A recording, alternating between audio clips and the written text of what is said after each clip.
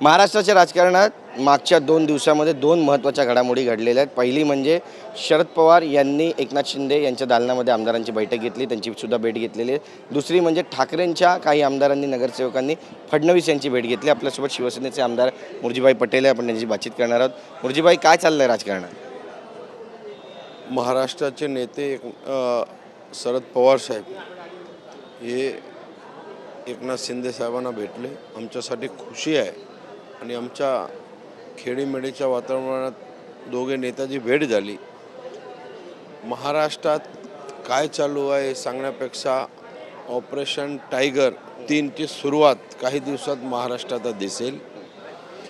आमचे नेते एकनाथ शिंदे साहेबांच्या नेतृत्वात कितीही लोकप्रतिनिधी लवकरात लवकर शिवसेनेत दिसेल। नक्कीच, पण महानगरपालिकेचे पण काही नगरसेवक आहेत जे आपल्या संपर्कात असल्याचं कळतं आहे आणि काही आमदारांचा गट आहे 14 ते 16 आमदारांचा। ठाकरेंचे हे सगळे आमदार आहेत जे शिवसेनेमध्ये येण्यास इच्छुक आहेत। शिक्कामोर्तब झाले किंवा कधीपर्यंत याची घोषणा होईल असं म्हणा?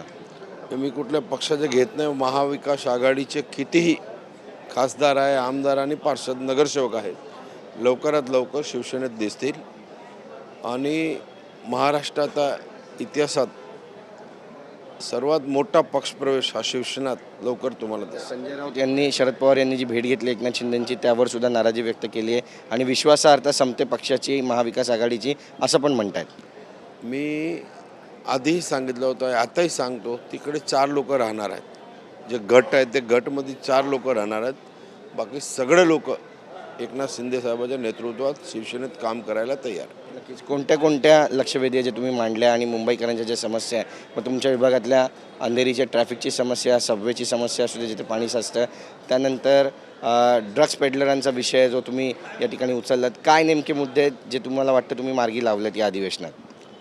सर्वात मोठा विषय माझ्याकडे अंधेरी सबवेचे आहेत। 1-1.5 महिन्यात त्याचं टेंडर निघेल आणि पावसानंतर ते लवकरच काम सुरू होईल।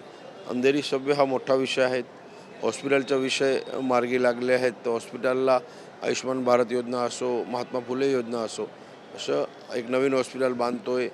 अंधेरी पूर्वमध्ये ट्रॅफिकची समस्या भरपूर होती, तर काही DP रोड खोलण्याचं टेंडर आता निघाले आहेत। काही PAP आपल्याला भेटले आहेत, ते लवकरात लवकर ट्रॅफिकमुक्त अंधेरी करण्याचा विषय होता, तेही मार्गी लागले आहेत। एक नवीन रुग्णालय हा अंधेरी विभागात आपण बांधतो, तेही लवकरात लवकर त्याचं काम सुरू आहे। नक्की, धन्यवाद आमची बातचीत केल्याबद्दल। कॅमेरा पर्सन संतोष कदमसह गिरीश गायकवाड, TV9 मराठी, मुंबई।